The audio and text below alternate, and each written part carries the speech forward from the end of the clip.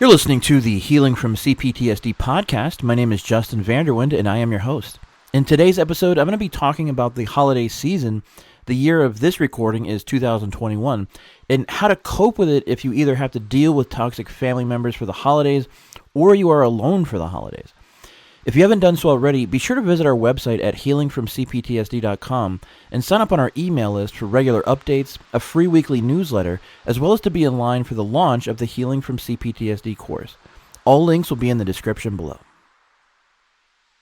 It's the holiday season, so hoop-de-doo and dickory-dock, and don't forget to hang up your sock. 'Cause just exactly at 12 o'clock, he'll be coming down the chimney down. I don't know why I think that song is so funny. I don't know why. That's odd, right? I like the song, but for some reason, some of it makes me laugh. I don't know why. So anyway, welcome back to another episode of Healing from CPTSD. My name is Justin Vanderwind, and I am your host. And so obviously this podcast is coming out right before Christmas. So I thought we could talk about kind of like, the holiday season and, more specifically coping with the holidays as it relates to dealing with narcissistic people, right? Or, whether you have to go deal with narcissistic family members or you're dealing with CPTSD and you're just you don't have anyone. Maybe you're just completely alone. So they say the holidays are, a tough time of year for a lot of people. It's interesting because I definitely have had many years where I was like completely alone and I just kind of spent it in a cafe. Sometimes I'd be renting a room from someone, and so it's like their family would come over for Christmas, and then I'd be like, I don't belong here. They're like, come on out and hang out with us. And it's like, it's nobody wants to sit there with other people opening presents, and it's not even that there's no presents for me under the tree. It's just that I don't feel like I belong with you guys, in this is like a family moment. You know what I mean? This isn't just like some people hanging out one night. So, I would kind of like go to cafes or shops or something like that just to get out of that house and do some work of my own or whatever I was doing. So yeah, I've definitely spent a lot of holidays alone, and I never thought about, when people say it's hard, it could be hard for the holidays. It's like, yeah, I guess. I mean, I don't know. I I mean, if we're talking about like those nice warm Christmases with like really awesome family members and everything's great and there's, presents under the tree and everybody's happy and, there's like some genuine joy going on in the house. And then you miss having that. I guess that could be hard. I never really, I mean, I grew up, we had Christmases, but it was always something, you know what I mean? So, I don't know. I guess for me, like, I just feel good not having to deal with a bunch of chaos and not knowing when another crisis is going to drop or something like that.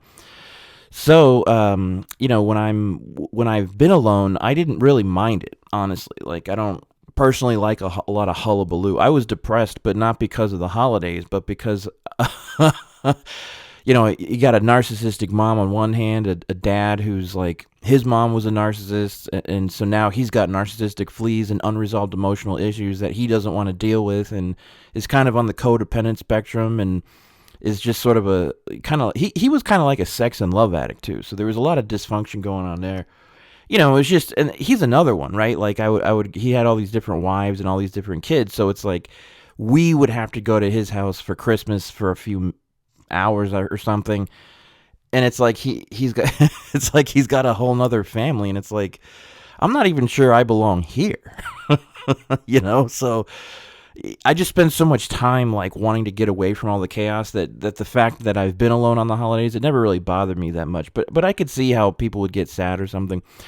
But I actually really enjoy, even if I was completely alone. And frankly, I still kind of do my own thing. I'm kind of like a loner anyway.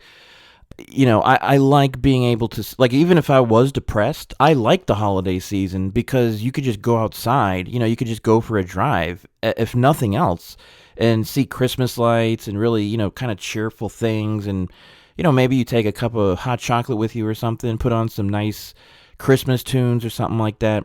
Even if you're alone, it's kind of you could maybe watch a fun movie or have something nice to eat. I feel like even if you are alone, you can make it work. Or at least have, not feel like totally depressed because no one bought you any presents. You could buy yourself presents. I do that. Most of the people I knew that were buying me presents didn't really know what I wanted anyway, so I'd rather just go buy what I know that I want, but I am sympathetic to those of you who have to deal with the holidays and you're alone and stuff like that. I'm alone, but again, like I don't know. I guess I like being alone so much that it doesn't really phase me. Like I don't really have that experience where I'm like sad that nobody's around. I'm actually happy that nobody's around. I don't know. I mean, you guys should be able to understand that feeling because the people I've grown up with and had to deal with it was just so much chaos and so much. I've just experienced so much abuse from different people or rejection or shame or whatever, that from my experience of the human race is they're just kind of nasty creatures, like there's not a lot of compassion. I know there's good people out there, but they seem to be few and far between or something. I don't know. So I don't really want to be dealing with a lot of people, even even relationships, like having a significant other or something. I don't know. I get kind of tired of that after I don't know. I don't really like I like the holidays, but I don't like the people involved with the holidays. So if I'm by myself, then I'm actually good. But but I understand if you don't have anybody. But more importantly than that, some of us actually have to deal with other narcissistic family members on the holidays because maybe we don't live with them or something. But you might have to go to a family gathering where there's a narcissist or two in the mix, and you have to kind of, I mean, technically you don't have to do anything, but, I understand those situations where you might have a narcissistic aunt or something, or even if it's one of your parents, maybe you have to go visit them. That's tough. I would just kind of completely, I got to the point where I was just one of those kind of like, I guess, CPTSD gangster people where I would just completely like if you're toxic, you're just gone, right? Like my sister got married at one point, and it's like I had a bunch of narcs in my own family, obviously, but then like this other guy that she was marrying seemed to be, there was a lot of garbage going on there. He was a horrible guy. So I didn't support any of this. I didn't support it, and he was also very abusive to her. And I didn't want to be around my toxic family, so I just completely didn't go. Everyone was like, "Where's Justin?" And they're like, "We don't know." And I'll tell you where I was. I was at home enjoying myself and not having to deal with all the, I'm just not doing it, right? Like, life is short, man. Like, if I learned anything from narcissists, it's being a little bit selfish, right? Like, I used to be give, but now it's like I'm kind of reversing it a little bit because, well, frankly, I needed to. So, yeah, so I wouldn't, if there's some narcissistic family gathering, I'm not going to go to that. I don't care if it's the holidays or not. I'm just not doing it. And it's really funny because there's a lot of like videos out there or podcasts or whatever that talk about these things. It's like, I don't know. It's like there's certain people that give advice on how to deal with narcissists, and if you have to, like. And I don't know, man. I'm a little bit of a different animal, I guess. I don't, like gray rock or just don't react or anything like that. For me, it just kind of depends what's going on. Like, I don't really care about them at all, to the point where if they, like I'm going to be respectful. I'm going to be kind and helpful and everything like that. But if something goes down, like, I'm not going to like, if I happen to say the wrong thing or something, or like try to defend myself, I'm not going to like feel too bad about it. You know what I mean? So I wouldn't, my advice, honestly, if anyone is interested in how to deal with narcissists, is A, don't, but B, if you have to be around one or two, just do the best you can, man. I mean, you know what I mean? I mean, let's be honest here. That's the only thing we can do anyway. Just do the best you can. But if you get to the point where you snap back or something, I don't really even care, to be honest with you. I mean, to me, it's almost like dealing with a bully who's like actually being abusive, and then you defend yourself, you snap back, or maybe if they're hitting you, you hit them back or something. I'm not advocating going around hitting people, but I'm just, my main point is, just don't, who cares about them, honestly? I mean, I know that might be a kind of a hardcore take, but that's how I feel about it, because I got news for you. They don't care about you. They don't care about your feelings or anything else.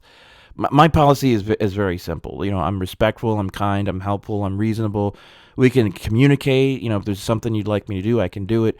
Once we start getting into the territory of just being abusive and toxic and nasty, or whatever it is, put downs or any kind of mind games, I'm just not doing it, right? Like I'm either, or if I'm in a situation where, like, because the other thing is, I'm not going to just let myself be abused. You know what I'm saying? I mean, people talk about gray rock, but that kind of only goes so far. I mean, to be honest with you, I think dealing with narcissists is like dealing with some kind of wild animal, right? And so you sometimes you have to kind of like, you just do what you got to do for yourself. I'm not really, at this point, once someone's abusive or something, they've crossed that line where I'm not, my main focus is me at this point, right? And my well-being. If you're going to be nasty, then I'm going to just, frankly, I'm not going to take it. I'll throw it right back at you. I'm not doing this dance, right?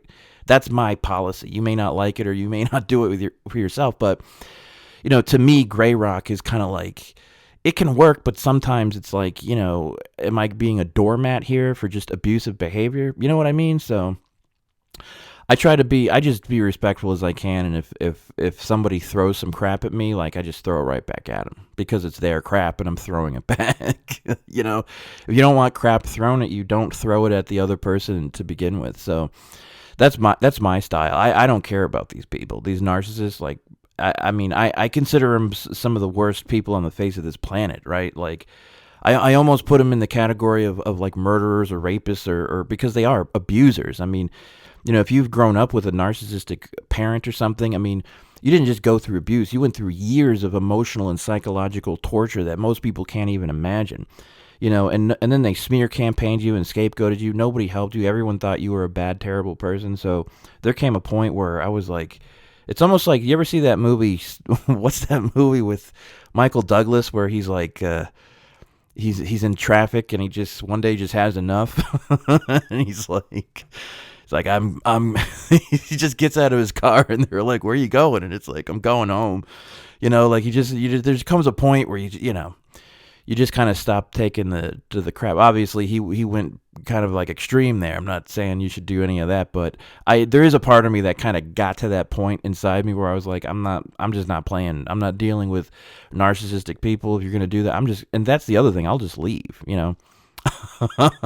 I can't tell you how, and if you're dealing with a child, that's one thing, but if you're a grown adult and you're acting like that, I'll just get up and leave, right?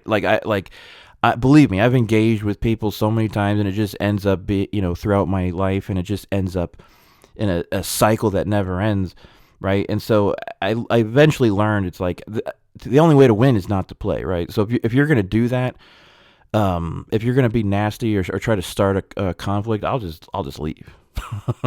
It's kind of funny because they don't know what to say. It's like, or they don't know what to do, because it's like, oh, I guess they're going to take my crap. They're just walking away. It's like part of them wants you to come back, but on the other hand, they know their behavior is unacceptable, and there's no wonder they're leaving. So that's kind of how I've become. So if I was at a family gathering or something, I'll just I'll leave. And what's I guess this is kind of sad. I spent a lot of holidays growing, like especially my teen years and early 20s and stuff, like at other people's houses. You know what I mean? Like I experienced a lot more warmth and friendliness and joy from other, like my friends' parents and stuff. They'd invite their friends over, and it was an actual like nice time, right? There weren't any narcissists, so a lot of times I would just not be with my family at all, and I'd be with other people that actually liked me, and we could have a fun time, and it wasn't just nonstop fighting and chaos. And it's interesting because a lot of people, a lot of survivors will say things like, oh well, the narcissists always make the holidays about them. And I noticed that, Pat, because that was like before I knew what narcissists were, that would happen. My mom would always make the holiday. It's like it's always about her, whatever it is. Like forget about Jesus, right? Like, and maybe that's why it's like they need control, right? So if they feel like there's other people that are focused on other things besides them, they feel like they're not the center of attention, and they get all worked up, and then they cause a scene because they're not getting attention in order to get attention, right? Even if it's sort of like a negative form of attention, at least you're still worried about them, right? I mean, it's like, I can't tell you how many times my sister and I would like try to do something nice for Christmas for my mom, and she would just like make it a problem or a scene or a crisis, or she'd complain and start yelling like nobody. I mean, you guys would know what I mean, but if someone, the picture she was painting of my sister and I was like we were these terrible people who didn't care about her or something, when really it was the complete opposite. I mean, we would like make the dinner, like clean up afterwards, like do whatever she wanted, like, try to watch movies, and she would still, like, we would go out of our way to make it a nice time, and she would still find ways to like just complain or yell or try to start some fight, or she would always say like, "Oh, I feel like I just got to get out of here." It's like we're a couple of calm people here. My my sister and I, like, if you feel like I mean, there's nothing happening here, right? Like, so again, it's like always, it's never them, right? Like it's never their fault. It's that there's chaos. It's never because of them. It's just because of you. Even though, I mean, I've been yelled at or accused of stuff just sitting there, like like just sitting on the couch, or just like reading a book on the couch. Like, I just can't believe the way these people are able to stir stuff up or create crises. And it's like, it's like all you got to do is stop. But of course, I guess they can't, or they don't want to. They're just, it's like a lot of videos and narcissist channels say they're addicted to the chaos, right? So they create it. If there is no chaos, they'll create it. They'll just whip it up into a frenzy. I mean, oh man, I don't know how they lived like that. And sometimes I've actually said, I'm like, if you feel uncomfortable or something, I mean, just take a look at yourself. Like, look at your behavior, because there were times where I tried to use logic on the narcissist, especially before I knew that I was dealing with a narcissist. It's like, if you say you don't like noise, but you're the loudest one here, right? It's like you don't like conflict apparently, but you're the most, like confrontational person that's here. I mean, the only person who's like causing a problem is you. Like, how could you, that's what I've never understood. That was always a hard one for me. It's like, how do they not see their own behavior? It's like, do you really not hear yourself? Like, can you not see your behavior? Like, can you really not see like that you are totally out of control right now? And you're like being so unbelievably mean and nasty, and so I personally don't buy that. I think they know exactly what they're doing. They're just abusing you because they want to, right? They feel safe enough doing it because they'll do it when nobody else is looking. They wouldn't do it necessarily at like a family function, but they might still zing you, sort of like those under the table zings. Have you ever had those where it's like there's people around and they'll like throw out like passive aggressive zings at either you or someone else that other people, that they might actually get past a lot of other people. They might think, oh, that was kind of funny, or but it was really like some kind of put down or passive aggressive critique or just something about someone's, the way they look or their clothes or their hair, or it's just so there's definitely that, but they usually know how to hide their behavior depending on who's around, right?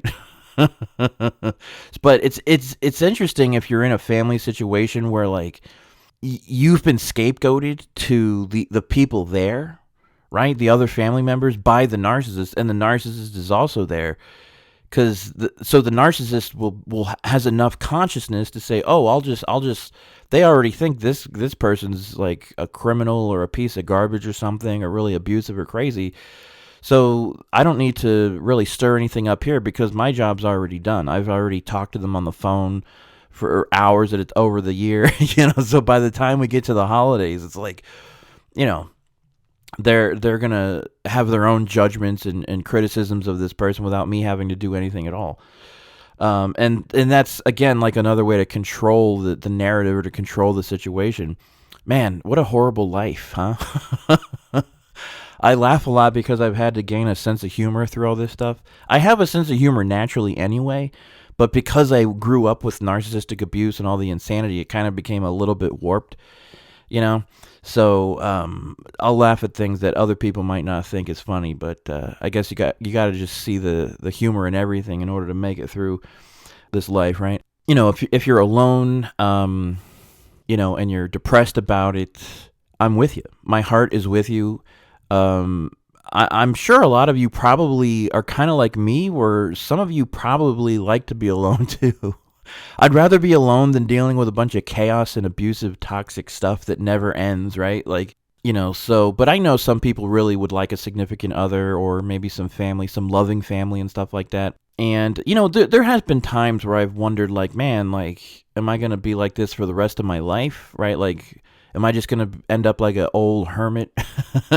And, I got to tell you, I've been developing some strategies lately with as far as dealing with letting other people in my life and stuff, because there is a situation where you can't trust the narcissist, but there's a while, if you've dealt with them, there's going to be a period of time where you really don't know who is or who isn't a narcissist or really what's going on. So you really can't trust anybody. But then there's the other dysfunctional people that will probably be attracted into your life as a result of the sort of dysfunctional kind of emotional energy that you're kind of putting out there, right? And it's not your fault, but that's part of why this is so horrible, is you're kind of screwed by somebody else, and then they just kind of keep screwing you over all through your life. So, people say, oh, well, you attract what's going on inside you. But they never really tell you how to, switch that around. So I came up with a way to do that, right? I came up with what I call a social health score, right? Just for myself. And, what I did was, because I know there's good people out there, but it's I don't know who to trust and who, I don't want any codependent people coming into my life trying to, give their 2 cents or try to fix or, me or whatever. Cause I've had that too, right? Where it's and I'm listen, I got a lot of work to do with myself. That's true. But it's my stuff, right? I'm not asking you for your input here, but obviously there's some people that think they just need to slide in and give their 2 cents if they see something they think is quote wrong, right? So I decided to make a social health score, right? And I looked at the people that have been in my life, the most toxic people, and I've looked at other people that were really remarkable, emotionally and psychologically healthy people. And I just started looking at the patterns, right? And I came up with three criteria that I noticed seemed to be a common trait between everyone, right? Healthy people or unhealthy people. And the first one was simply how do they make me feel, right? How does this person make me feel? If I just turned my mind off and stopped thinking about this person and analyzing it and just focused on how they made me feel. Do they make me feel good on a regular basis, right? Or do they make me feel bad on a regular basis, right? And so I just would write that down. I'd score it from 0 to 10, 0 being toxic and 10 being the healthiest you could possibly be. So the second criteria would be, well, where's their focus, right? Now, obviously, there's focus such as, are they focused in general, actually focused, or are they more scatterbrained? Or do they have goals, or do they know what they're doing? And are they focused more on negativity and problems in and of themselves, or are they focused on more positivity and solutions to problems, right? Because a lot of these people that like to gossip, like the narcissists, right? They scapegoat. It's just such toxic stuff. I mean, and they're just addicted to the problems, but they don't want to actually solve the problems. They claim that they don't like the problems, but really they do. Because they don't want, if you try to solve the problem, they don't even know, they don't want to do it. They just kind of they fold because they don't really want the problem to be over. You understand? So that's a sign of an emotionally unhealthy person, right? Their focus, where their mind is at. And the third criteria I used was, are they capable of taking responsibility for their own inner stuff, as I like to call it, right? their own, when I say personal responsibility, I'm talking about, responsibility for their emotions and their mind and what's going on in there, right? Because as we know, narcissists, they're not going to do that. I mean, if we're scoring them in that area on a scale of 0 to 10, it's a 0, right? I mean, that's some toxic stuff. So this is what I did. I put down these 3 criteria, scored them 0 to 10, and I just started going through people I knew, starting with my narcissistic mother.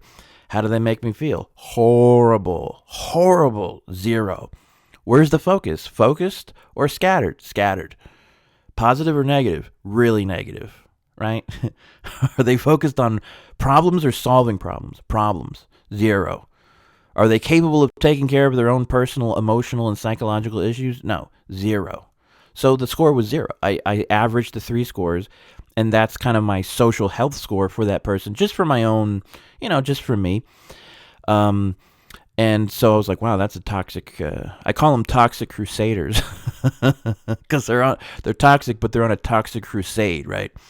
I mean, I reserve that term for really toxic people that are just like really committed to being toxic and just combative and nasty and just constantly causing problems and chaos. I mean, that's got to be some kind of commitment, man. I mean, like after a while, I get worn out if I try to act like that. Because, I like to solve problems. I'm not, there's always problems, but it's like, all right, so how are we going to, what are we going to do about this, right? That's where I like to come from. So I just kind of did that with all the people in my life. And what's interesting is most of the people in my life, whether it was family or friends growing up and into my early 20s and stuff, were either toxic or unhealthy, right? It wasn't a good match, but it was an appropriate match based on where my own social health score was, right? So then, of course, I did that. I scored myself, right? So where I scored myself where I used to be and where I am now, because I've done a lot of work and stuff on myself. And I have made a lot of progress from where I was emotionally anyway. And I could see the correlation, like where my social score was before. It made perfect sense that I was, hanging out with or attracting, and they weren't necessarily bad people, right? It just wasn't the healthiest, emotionally healthy, or you know what I mean? It wasn't the best company. Yet they always say, like the successful people say, be careful who you surround yourself with, right? I mean, we all hear that in different circles, but even the most successful, like, people out there, they all say that at some point. You want to surround yourself with awesome people, like the best quality people. It's almost like feeding yourself the best nutrition. You want to surround yourself with the best company, the smartest, the people that actually lift you up and feed your soul, your emotions, your mind, and that make you a better person. Because I'll tell you, bad company, even just toxic company, and that, unfortunately, if you grew up with a toxic family, you're in bad company just by default, and that kind of sucks, right? So it's like you've got to like jump. It's like you got to get away from them, right? It's like, all right, so no contact. Then it's like, all right, we got to shut everything down here in my life, like socially, so I can heal myself or whatever, and then like reboot. Try to reboot your whole like social life to hopefully be attracting other now healthy people. And you want to be healthy and you want other healthy people in your life. So I'm telling you, man, this social health score it's really simple and it really helps. So looking at my social health score, I could see, I need to work on this area, right? Like I'm not terrible, but it's like, okay, there's areas I could work on, right? Like how do I make myself feel? How do I make others feel, right? And so, for example, there's a while where I was so scared of people, like of being abusive or something, and getting close to people would require me to be sort of like emotionally open, which was just in and of itself uncomfortable. So I had a tendency to just sort of like automatically push people away before they even got to know me, So I probably came across as just kind of just kind of like a grumpy old hermit or something. And, yeah, that's kind of true, but, I had like a shell on for my own self-defense. I mean, it wasn't the healthiest overall, but it was appropriate for the situation I had to come, out of. I just had to learn how to come out of my shell. You can keep your shell, right?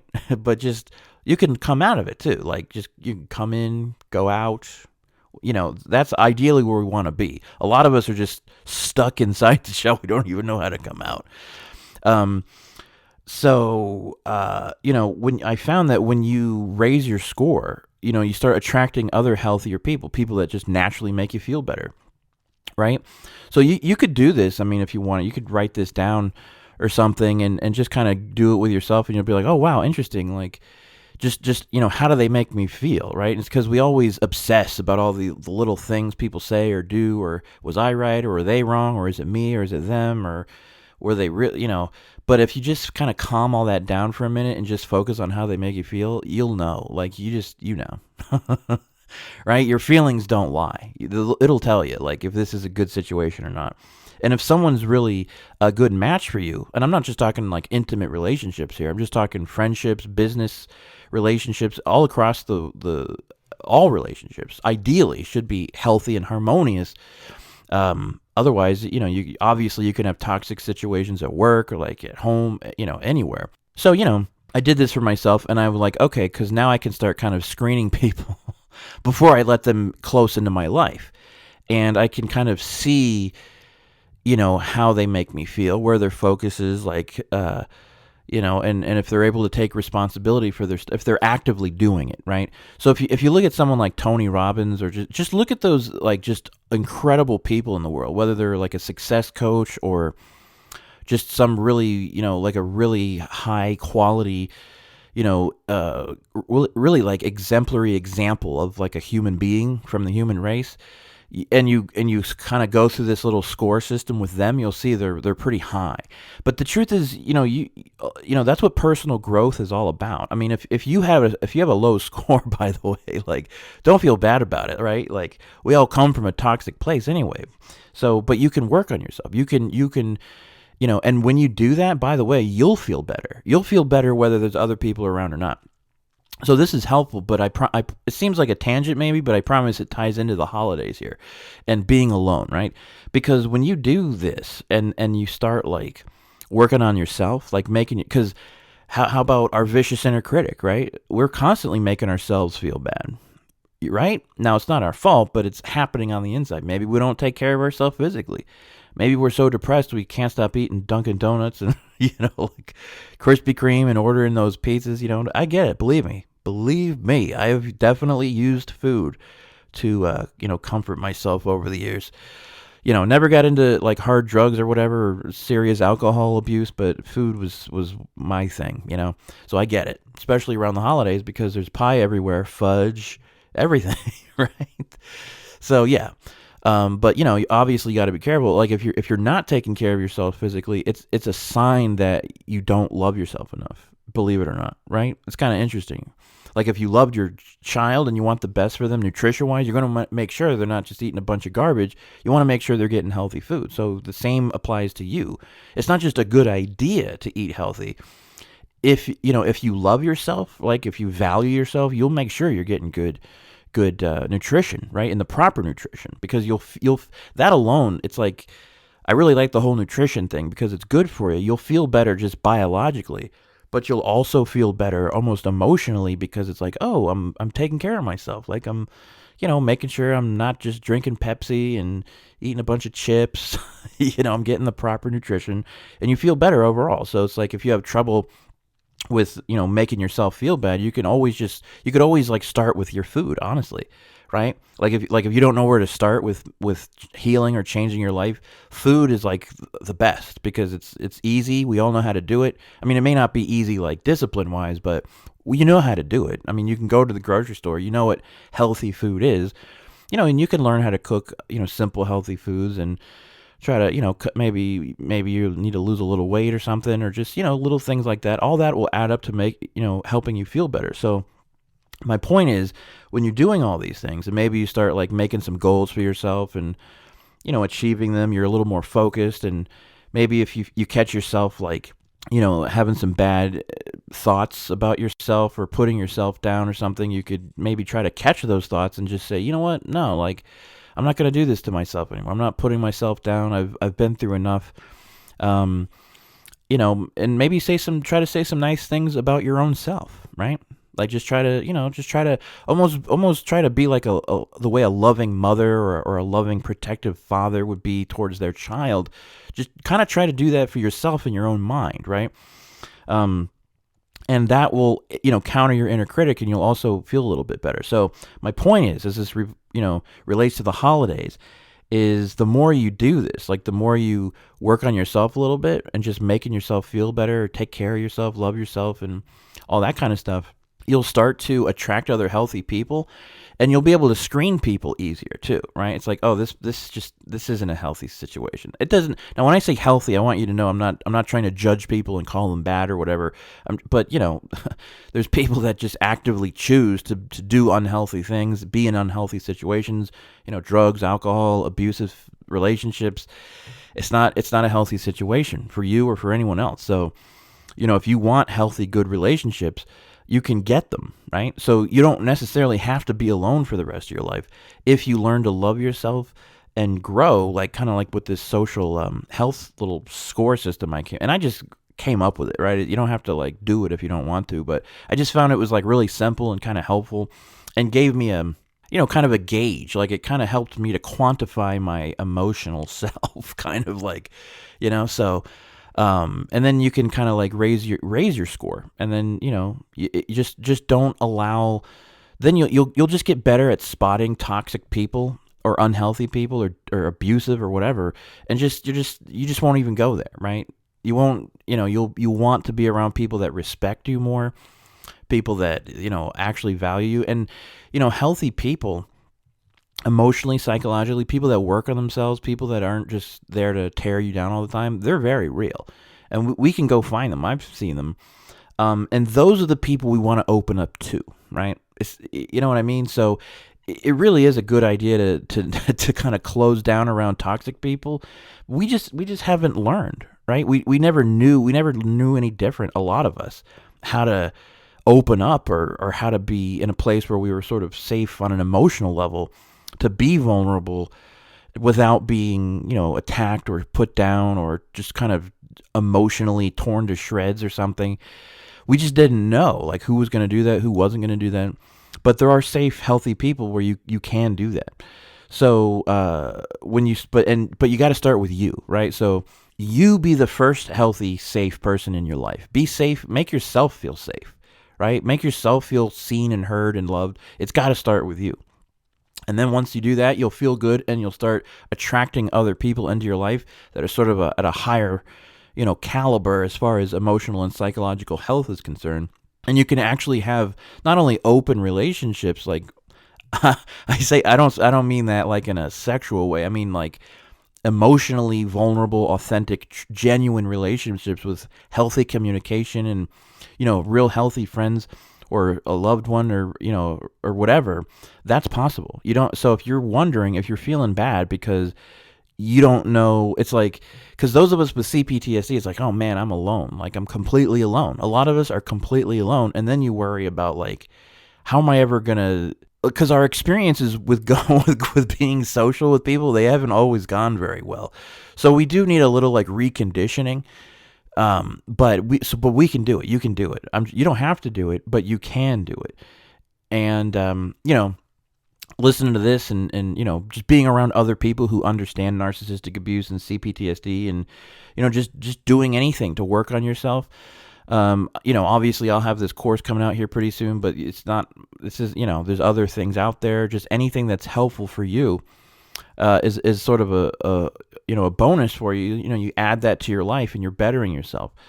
And as you do that, again, you'll attract other people. So if you want the holidays, even if you're like older or something, because I know a lot of people are like, 50s, 60s, maybe even older, and it's like, man, I'm totally alone. You don't have to be. You can change it. You can change it tonight if you wanted. But I know you're kind of like, maybe have some anxiety or some trepidation about it, but that's why I have been talking about this little social health system. How do they make you feel? Where's their focus? And can they take personal responsibility for their own issues? and just sort of gauge people based on that, and then you'll know who you can trust and who you can't trust. Because I promise you, all the people that score, all the unhealthy, abusive, toxic people are always going to be in that low score range. And anyone, the higher you go, the more friendly people are going to be, the more caring, compassionate, that they're not going to be abusive. And if you ever had to set a healthy boundary with someone, with a healthy person, you actually could.